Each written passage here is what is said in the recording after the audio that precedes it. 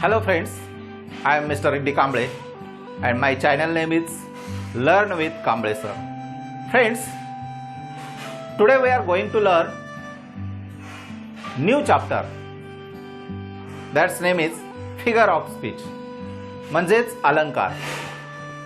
भाषा ही सुंदर बनवण्यासाठी अलंकाराचा वापर केला जातो. जसं स्त्रिया त्यांचं सौंदर्य वाढवण्यासाठी अलंकार घालतात, तशाच पद्धतीनं भाषेचं सौंदर्य वाढवण्यासाठी सुद्धा अलंकाराची गरज असते. आणि त्यापैकीच आपण काही अलंकार या ठिकाणी आज अभ्यासणार आहोत. So let's go. Here I write an example. Statue of iron man. आता या एक्झाम्पल मध्ये, या वाक्यामध्ये आपल्याला वाक्याची रचना म्हणजे सब्जेक्ट वर्ब ऑब्जेक्ट किंवा इंट्रोगेटिव्ह सेंटेन्स और एक्सक्लेमेटरी सेंटेन्स अशी कोणतीही रचना नाही, पण हे वाक्य परिपूर्ण आहे आणि या वाक्याला एक वेगळा असा आकार आहे. या वाक्याची एक वेगळी ढब आहे आणि याची तुलना स्टॅच्यू ऑफ आयर्न मॅन म्हणजेच जो आता नर्मदा नदीवरती स्टॅच्यू उभारण्यात आलेला आहे, unity of statue of unity, त्याला नाव देण्यात आलेलं आहे. म्हणजेच कोण तर सरदार वल्लभभाई पटेल यांचा जो पुतळा उभारलाय त्याला हे नाव देण्यात आलं. आता स्टॅच्यू ऑफ आयर्न मॅन म्हणजेच काय, तर आयर्न म्हणजे लोखंडी माणूस असा आहे का, नाही, तर ती दिलेली उपमा आहे. ते त्या सरदार वल्लभभाई पटेल यांना दिलेली उपमा आहे, म्हणून याला आपण काय म्हणतो, अलंकार. ते सौंदर्य वाढवते, त्या स्टॅच्यूचं ते सौंदर्य वाढवते, म्हणून हे या ठिकाणी तुम्हाला लक्षात येईल. यामध्ये अनेक प्रकारच्या अलंकार आहेत. त्यामध्ये आपण फर्स्ट अलंकार पाहणार आहोत. सिमिली मीन्स उपमा अलंकार. सिमिलीचा अर्थ उपमा अलंकार. Listen to me what I say. Comparison between two different things.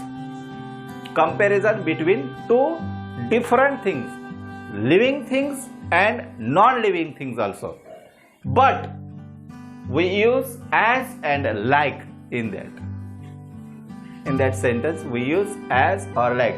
For example, we see here, the great Khali looks as strong as ox. The great Khali looks as strong as ox. म्हणजे as खली कसा दिसतोय, the great खली कसा दिसतोय किंवा कसा आहे तो, तर ॲज स्ट्रॉंग ॲज ऑक्स, बैलासारखा असा तो मजबूत आहे. ऑक्स म्हणजे बैल. आता खलीला उपमा कोणाची दिली, बैलाची. Do you understood. खलीला उपमा कोणाची दिलेली आहे, बैलाची. पण खली बैल आहे का, नाही, बैलासारखा आहे. म्हणून या अलंकाराला आपण सिमिली उपमा अलंकार असं म्हणतो. Okay, let's see next example. She sings like cuckoo. She sings like cuckoo means cuckoo कोकिळेसारखी ती गाते. Another one another example. He runs fast like horse. तो कसा धावतोय, तर हॉर्स सारखा, घोड्यासारखा तो धावतोय. This is the example of similes. Okay, next figure of speech. Metaphor. Metaphor means रूपक अलंकार. For example, look at here. Ram is a tiger. Ram हा काय आहे, वाघ आहे. Here the comparison is not like or as. Here's comparison is direct that. म्हणजेच राम हा tiger आहे. Direct रामची तुलना टायगरशी केलेली आहे. ऍक्च्युली टायगर हा राम नाही किंवा राम हा टायगर नाही. Next example. My teacher is an angel. My teacher is an angel म्हणजे माझे शिक्षक कोण आहेत, एंजल आहेत. डायरेक्ट तुलना कशाची केलेली आहे, एंजलशी. पण ते ऍक्च्युअल एंजल आहेत का, तर नाही. थर्ड एक्झाम्पल बघा. You have a heart of gold. तुझं हृदय सोनेरी आहे. ऍक्च्युअली सोनेरी आहे का, तर नाही. ओके, आणि लास्ट एक्झाम्पल बघा, camel is a ship of desert. Camel ही काय आहे? एक वाळवंटातील जहाज आहे. ऍक्च्युली कॅमल जहाज आहे का? No. But here the comparison here to that non living things to living things. So we say it rupak alankar means metaphor. Third is alliteration means anupras alankar. Chandu के चाचा ने चंदू के चाची को चांदी के चम्मच से चटनी चटाई. खड़क सिंह के खड़कने से खड़कती है खिड़कियां, खिडकियों के खडकणे से खडकता है खडक सिंग. म्हणजेच काय तर अनुप्रास अलंकार. कॉन्सनंट्स, look at here, having the first consonant sound. First consonant sound same. That's called anupras alankar, means alliteration. Here is some examples. One is little Lakshman likes Lily. Consonants sound are same, having the first consonant sound are same. L, L, L, L. Okay. Little Lakshman likes Lily. Then second baga, sheep should sleep in a shade. Sheep should sleep in a shade. Yes, yes, yes and yes. Okay. Third, fair is fall and fall is fair. सत्य हे सत्य खोटे आहे आणि खोटे सत्य आहे. Sound same पाहिजे. She tells about tale now to tell, याला म्हणायचं अनुप्रास अलंकार. फोर्थ, हायपरबोल, अतिशयोक्ती अलंकार. आता यामध्ये काय आहे तर बडा चढा के बोलना, वाढवून सांगणे, अतिशयोक्ती. याच्यासाठी एक बघा फार छान उदाहरण आहे मराठीमध्ये की गणपतवाणी बिडी पिताना चावायाचा नुसतीच काढी आणि म्हणायचा या जागेवरती बांधीन मी माडी. मिचकावणी मग उजवा डोळा आणि उडवणी डावी भोई, तसाच गात राहायचा या जागेवरती बांधीन मी माडी. याला म्हणायचं बडा चढाकर बोलणं, चढवून सांगणे. मोर दॅन द रिक्वायर्ड, पहिल्यांदा मिनिंग समजून घ्या, एक्झाम्पलकडे आपण नंतर वळू. मोर दॅन द रिक्वायर्ड म्हणजे गरजेपेक्षा जास्त सांगणे. आपल्याला गरज कशाची आहे आणि त्याच्यापेक्षा जास्त सांगणे. अशी समाजामध्ये भरपूर लोक असतात की त्यांना ही सवय असते चढवून बोलण्याची, चढवून सांगण्याची. ते ह्या अलंकाराचा जास्त उपयोग करतात त्यांच्या भाषेमध्ये, त्यांच्या बोलण्यामध्ये. त्यामध्ये I have told you about 1000 times. I have told you about 1000 times. मी तुला हजारो वेळा सांगून झालेला आहे. ऍक्च्युली तो 1000 वेळा सांगितलेलं असतं का? काउंट केलेलं असतं का त्यानं? हा, वॉज ही काउंटेड?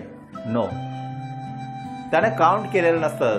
तरीही तो काय म्हणतो, मी तुला 1000 वेळा सांगून झालेला आहे. नेक्स्ट एक्झाम्पल बघा, the Kings knows was 3 feet long. राजाचं नाक किती फूट लांब आहे? 3 feet long. Kings knows was 3 feet long. Actually Kings knows was 3 feet long.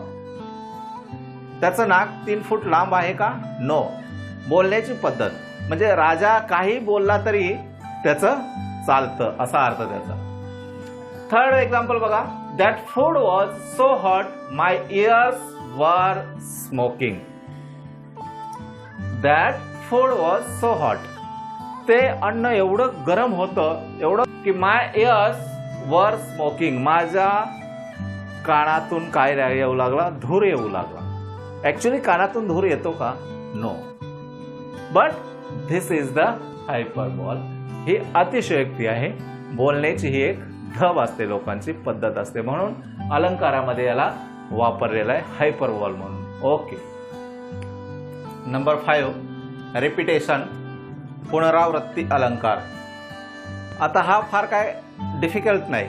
हा अलंकार फार डिफिकल्ट नाही, फार अवघड नाही. Very simple. So repeat the same words or phrase, that's called repetition. For example, look at here, is that funny? Is that funny? Means same sound or same words repeat or same phrase repeat. So we call that repetition. पुनरावृत्ती अलंकार. One another example, pick up the cup, pick up the cup, pick up the cup. Or turn page, turn page, turn page. That is the repetition. Means repeat the words or phrase, that's called repetition. Next, number 6, personification means मानवीकरण. When an animal, bird, idea or an object is seen in human forms, that's called personification. म्हणजेच मानवीकरण असं त्याला म्हटलं जातं. For example बघा, the fire sold the entire forest. म्हणजे आगीनं पूर्ण जंगल भस्मसात केलेलं आहे. फायरचं, आगीचं मानवीकरण या ठिकाणी केलेलं आहे. वन अनदर एक्झाम्पल बघा, the moon smiled upon the river. Moon smiled इथपर्यंतच बघा, मून स्माइल्ड. चंद्र हसतोय, चंद्र हसला. ऍक्च्युली चंद्र हसतो का? तो एक ऑब्जेक्ट आहे आणि तो हसतोय का? तर नाही हसत. परंतु या ठिकाणी त्याचं मानवीकरण केलंय, म्हणजेच पर्सोनिफिकेशन केलेलं आहे.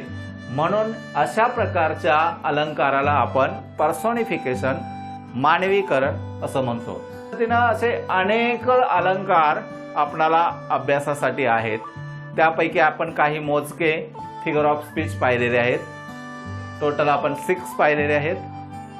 So friends, like, share and subscribe my channel. Thank you very much.